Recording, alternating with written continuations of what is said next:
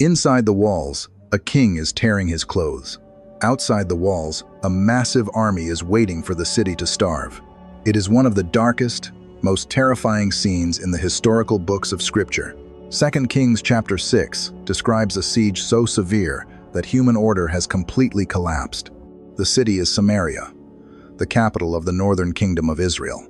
The Syrian army, led by King Ben-Hadad, has surrounded it. They have cut off all supply lines. Nothing goes in, nothing comes out. The famine inside the walls has reached an unthinkable level. The text tells us that a donkey's head, an unclean animal with almost no nutritional value, is being sold for 80 pieces of silver. A small amount of dove's dung, or perhaps wild seed pods, costs 5 pieces of silver. But the economic collapse is only the surface. The moral collapse is far worse.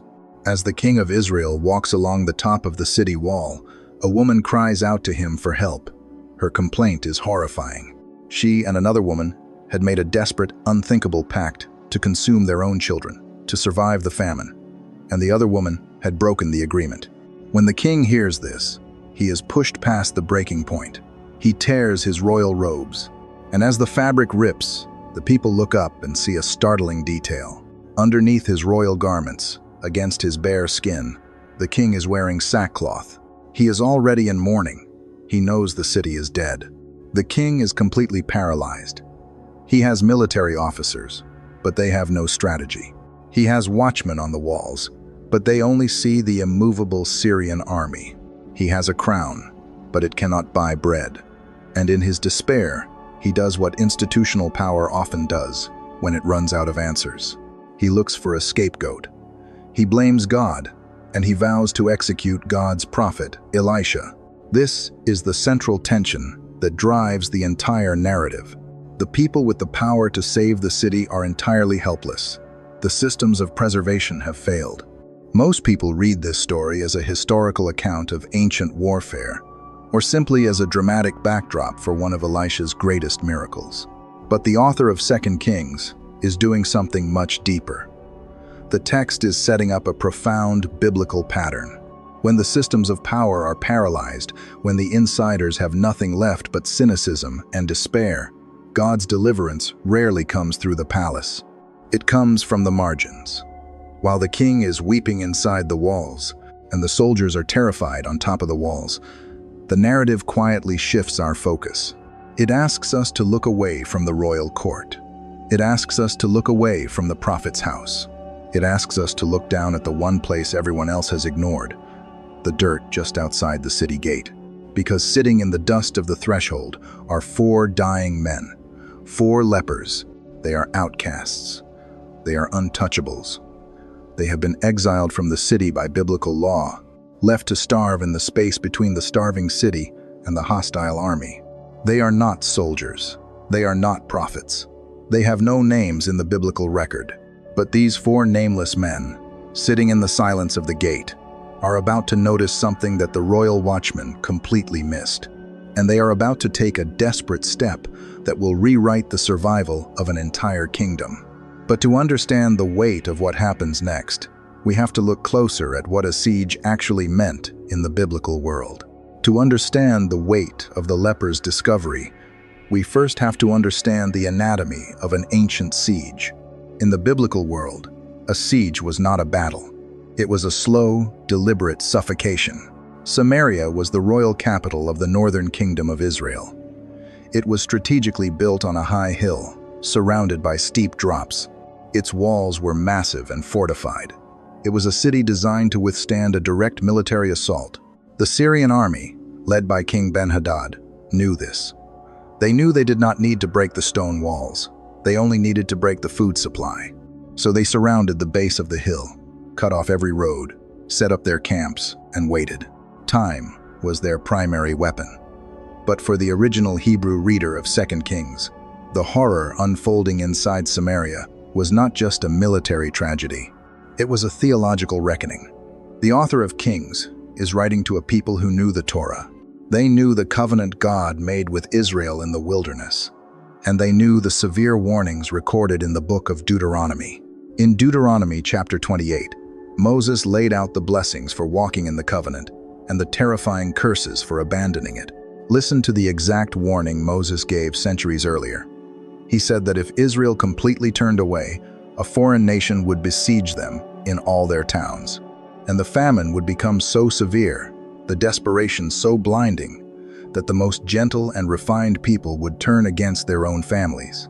Deuteronomy chapter 28, verses 52 through 57, explicitly warns that during a hostile siege, the people would be reduced to consuming their own children in secret. That sounds like an unthinkable nightmare. But the author of 2 Kings includes the horrifying story of the two starving women in Samaria to show us something specific. The northern kingdom of Israel had spent generations walking away from God. They had built alternate altars. They had worshipped foreign idols. They had ignored the prophets. Now, the covenant curses were not just ancient warnings written on a scroll. They were literally walking the streets of the capital. The extreme inflation, where a donkey's head was sold for 80 pieces of silver, was not just an economic crisis. The physical starvation was a direct mirror of their spiritual starvation. And this is the deepest tragedy of Samaria. The king of Israel sees the famine. He hears the crying women. He tears his royal robes and wears sackcloth against his skin. But he never looks upward. He does not repent. He does not call the nation to fast. He does not seek the Lord. Instead, he looks for a scapegoat. He blames God for the disaster, and he orders his men to go and execute the prophet Elisha. The walls of Samaria have become a prison of their own making. The royal leadership is entirely trapped by what they can see with their physical eyes. They calculate the missing food. They measure the size of the Syrian army, and they conclude that the situation is absolutely hopeless. There is no human mechanism left to save them. But this is exactly the environment where biblical deliverance usually begins. When human systems exhaust their resources, when the calculations reach zero, and when the kings run out of power, God prepares a disruption. Yet, the most profound tragedy of the siege is not the external army surrounding the walls. It is the internal spiritual paralysis that prevents the leadership from looking beyond the physical horizon. It is a total blindness that a sudden, radical prophecy from Elisha is about to expose.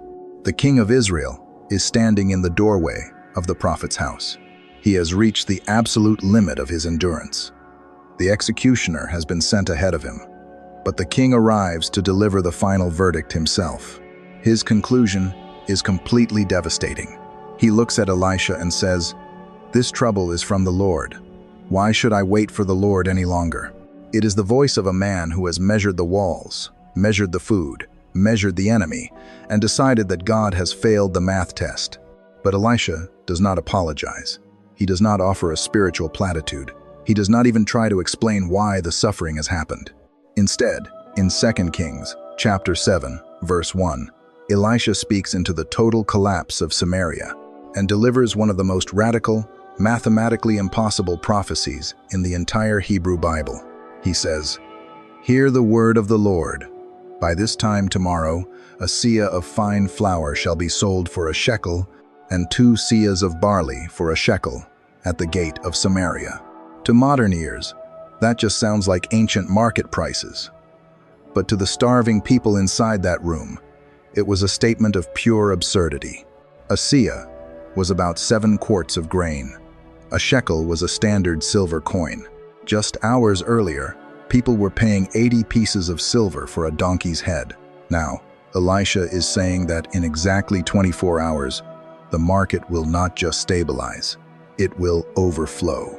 Fine flour, the kind used by royalty and in temple offerings, will be practically given away, and it will not happen in a distant field. It will happen right at the gate of the city. Not a slow recovery, an immediate, overnight reversal. At this moment, a royal officer speaks up. He is described as the captain on whose hand the king leaned. He represents the best of human strategy. He is the voice of institutional realism, and his response is dripping with cynicism. He looks at Elisha and says, "If the Lord himself should make windows in heaven, could this thing be?" The officer is looking at the physical horizon. He knows the Syrian army has not moved. He knows the supply lines are dead. Even if God were to drop grain directly out of the clouds, the logistics of distributing it to a starving city by tomorrow afternoon are impossible. But his mockery sets up a profound theological tension. The officer is doing what we all do when we are trapped in a siege. He is demanding that God's deliverance conform to human mechanisms. If he cannot understand the process, he refuses to believe the promise. Elisha's response to this cynicism is chilling. He looks at the royal officer and says, "You shall see it with your own eyes, but you shall not eat of it." That is not just a sharp comeback. It is a profound biblical law. Those who demand to see the physical proof before they will trust the character of God will often live to see the deliverance arrive. But their cynicism will lock them out of the feast. They will witness the grace, but they will never taste the fruit. The prophecy has been spoken. The clock has started. 24 hours until the economy of Samaria is entirely rewritten. But the text does not stay in the room with the king. It does not stay to watch Elisha. If God is going to break the siege, we expect the camera to pan up to heaven. We expect fire to fall, or angels to descend with swords drawn. Instead, the narrative ignores the sky. It leaves the palace. It leaves the prophet. It goes right back to the dirt. It returns to the threshold of the city gate, where 4 dying men are sitting in the dust, completely unaware of the prophecy that has just been spoken. They do not know about the 24-hour timeline.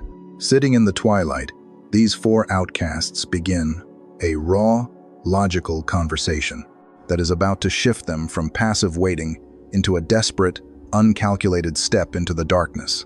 To understand why the narrative shifts to these 4 men, we have to understand the geometry of exclusion in the ancient biblical world. In ancient Israel, leprosy was not just a medical condition. It was a social, legal, and religious death.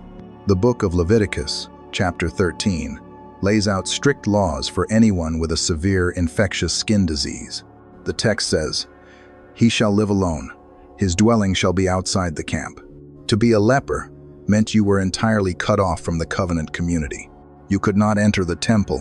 You could not participate in the festivals. You could not live within the city walls. You were untouchable.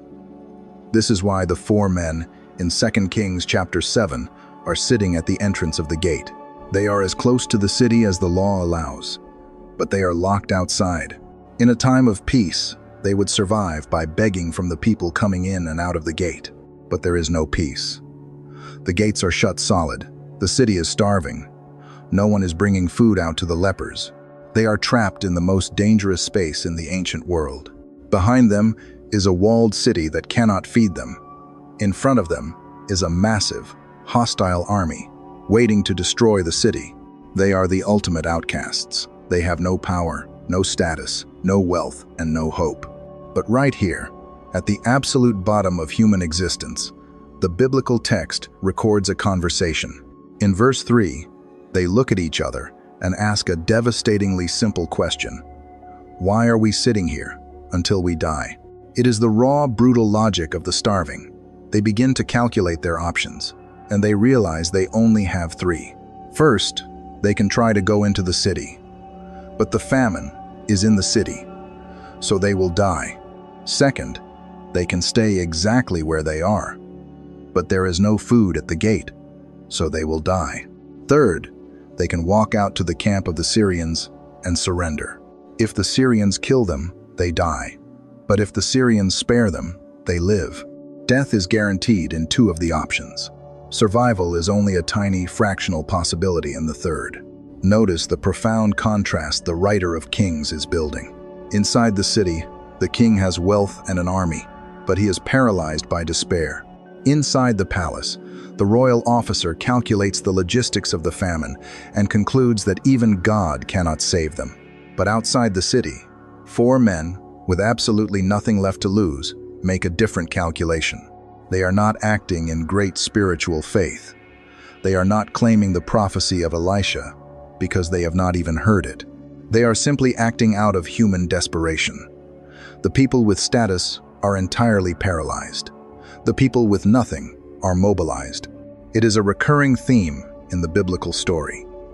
The systems of human power often build walls that keep deliverance out, but those who are cast outside the walls are uniquely positioned to stumble out into the grace of God. The lepers make their decision. They will surrender to the enemy. They wait for twilight. The sun begins to set, casting long shadows across the valley. They slowly stand up, weak from starvation, and begin to walk away from the locked gates of Samaria. They are walking toward the fires of the Syrian camp. They are bracing for shouting guards. They are bracing for drawn swords. They are expecting to be captured or killed on sight. But as they step across the boundary into the edge of the enemy camp, they find something that shatters every expectation. They are stepping directly into an impossible reality, and they are about to hear a silence that no one inside the walls of Samaria could have possibly imagined. The 4 lepers are walking in the twilight. Every step is an agonizing calculation. They are starving, weak, and completely unprotected. They are moving down from the elevated gate of Samaria toward the Syrian camp in the valley below. In their minds, they are likely walking to their execution. If a Syrian sentry sees them in the fading light, they will be struck down before they can even speak. But as they walk, the biblical narrative splits into 2 parallel realities. While the 4 lepers are slowly moving forward in absolute silence, the Syrian army is experiencing something entirely different. 2 Kings chapter 7, verse 6, pulls back the curtain and shows us what God is doing. The text says, "For the Lord had made the army of the Syrians hear the sound of chariots and of horses, the sound of a great army." God did not send an actual army. He did not send fire from heaven. He did not send an angel with a drawn sword, as he did in other moments of biblical history. He sent a sound, an acoustic illusion, a divine echo. To the highly trained Syrian soldiers, the noise was unmistakable. It sounded like the thunder of a massive coalition force. They immediately assumed the king of Israel had hired the armies of the Hittites and the Egyptians to ambush them in the dark. Panic is a highly contagious disease in a military camp. Verse 7 tells us the result. The text says, "So they arose and fled in the twilight, and abandoned their tents, their horses, and their donkeys. They left the camp just as it was, and fled for their lives." Notice the exact timing. The Syrians flee in the twilight. The lepers arrive in the twilight. The very moment the 4 outcasts make their desperate decision to stand up and walk toward the enemy is completely shattered by the hand of God. Pause for a second and look at the profound visual contrast the biblical author has constructed. Inside the city walls, a king is paralyzed by despair, surrounded by advisors who think God is entirely absent. Outside the city, a vast, terrifying military superpower is fleeing in absolute terror from nothing at all. They are running from a phantom noise, and caught in the middle are 4 dying men. They are not mighty warriors. They are not spiritual giants. They are simply moving out of necessity. Yet they are the ones who are about to inherit the spoils of a victory they did not fight for. As the last light of the sun disappears, the 4 lepers reach the edge of the Syrian camp. They brace themselves. They wait for the shout of a guard. They wait for the sound of a drawn weapon. But there is only silence. They take another step. They look past the first row of tents. The campfires are still burning. The horses are still tied to their posts. The donkeys are standing quietly. And inside the tents, the tables are completely covered with food. It is a lavish, overwhelming feast, waiting in absolute silence for 4 starving men who thought they were walking to their death. But what they do next will determine whether this moment remains a private survival story or becomes the salvation of an entire kingdom. The 4 men step into the first tent at the edge of the Syrian camp. It is completely empty of soldiers, but it is full of everything else: food, wine, silver, gold, clothing. 2 Kings chapter 7, verse 8 records their exact reaction, and it is one of the most psychologically raw, brutally honest descriptions of trauma in the historical books.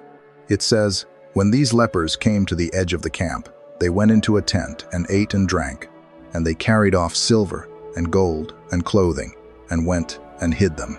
Then they came back and entered another tent and carried off things from it and went and hid them. Notice the repetition. Eat, drink, hide, return, repeat.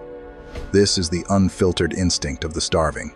When a human being has lived outside the gates with nothing, expecting death at any moment, the sudden collision with extreme abundance does not immediately produce gratitude. It produces panic. It produces hoarding. They do not know what happened to the Syrian army. They do not know if the soldiers are coming back. All they know is that for the first time in months, there is bread in front of them. So they eat in the dark, and they take the wealth of a military empire and bury it in the dirt. They are acting exactly like men who have been abandoned by the world. They owe Samaria nothing. The king of Israel did not feed them. The royal officers did not protect them. The city locked its massive gates and left them outside to rot. If there was ever a group of people completely justified in taking their sudden blessing and walking away into the desert, it is these 4 men. But right in the middle of this frantic, desperate hoarding, something completely unexpected happens. The text says they stop. They look at each other in the dead of night.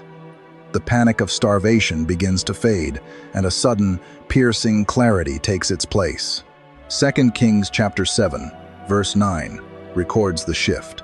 They say to one another, "We are not doing right." That is a profound theological statement. These are lepers, outcasts, untouchables. They have been stripped of all religious and social standing. They are not the priests of Israel. They are not the prophets. But in this abandoned camp, surrounded by buried gold and half-eaten bread, these 4 unnamed outcasts become the moral center of the entire narrative. They suddenly recognize the weight of the moment. They realize that what they have stumbled into is not just a lucky break. It is not just a private survival story.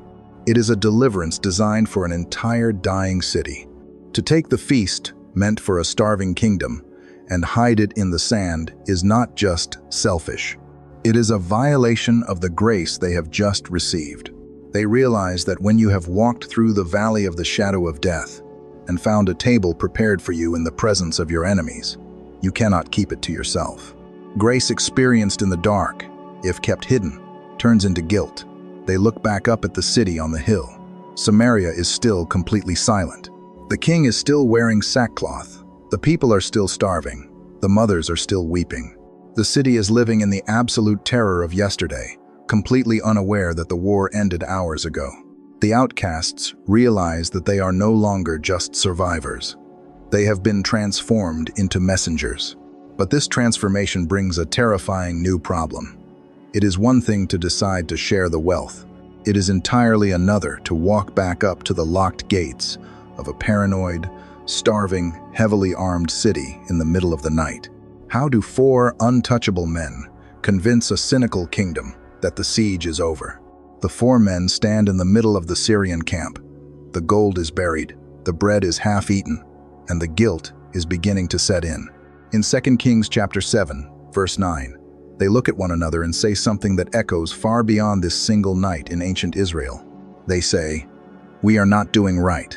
This day is a day of good news. If we are silent and wait until morning light, punishment will overtake us."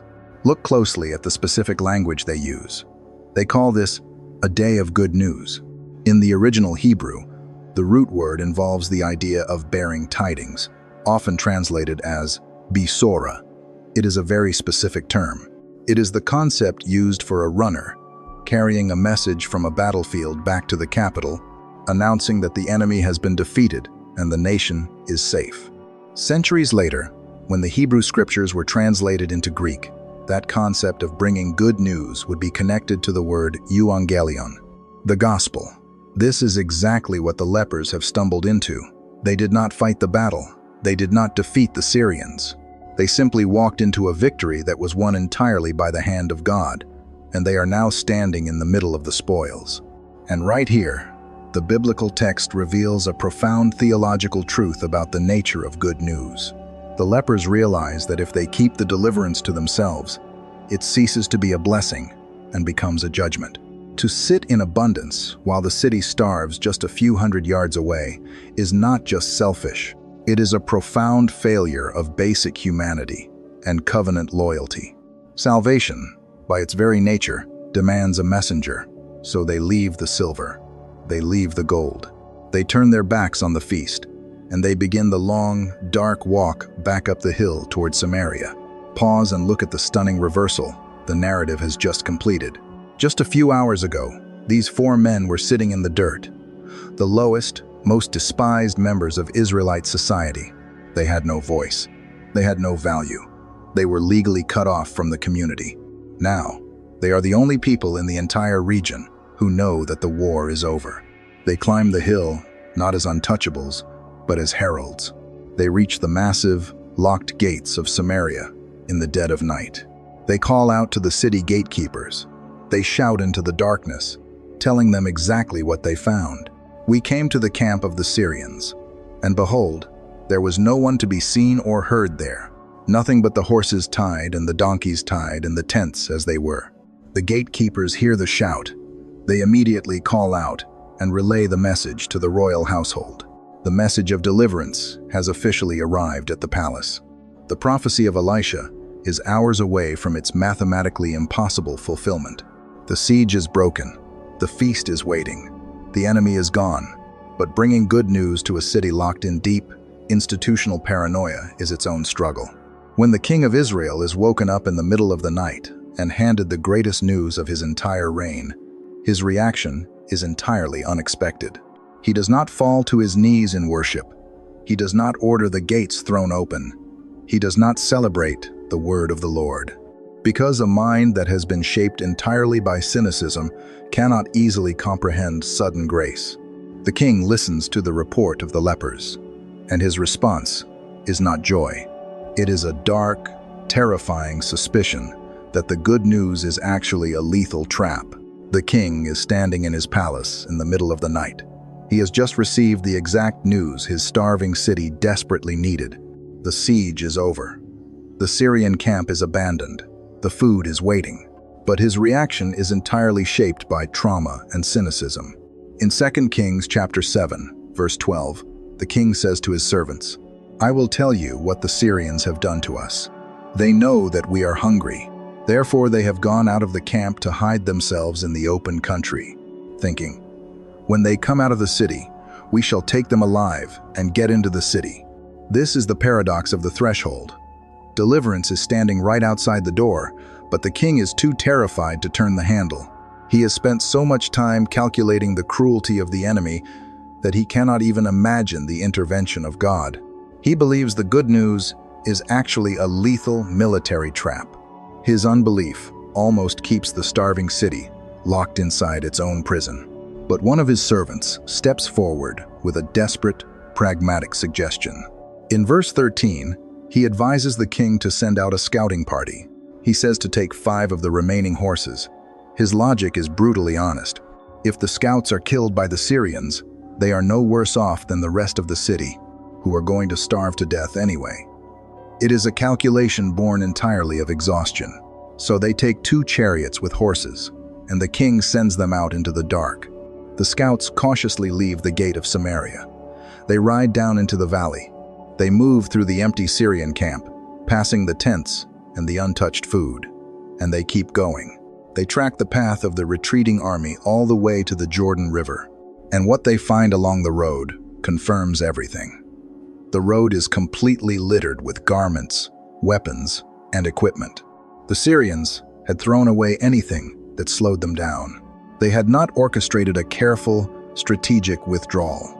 They had run for their lives in a state of absolute, supernatural terror. The scouts turn their chariots around and race back up the hill to Samaria. They deliver the final report. The enemy is truly gone. The feast is truly waiting. It is not a trap. The war is over. And in that moment, the tension breaks. The massive gates of Samaria are finally thrown open. And what happens next is not a calm, orderly procession. It is a violent, desperate stampede. The biblical text simply says, "Then the people went out and plundered the camp of the Syrians." Thousands of starving, Desperate citizens pour out of the city gates like a flood. They rush down the hill into the valley. They empty the tents. They gather the grain, the flour, the barley, and the gold.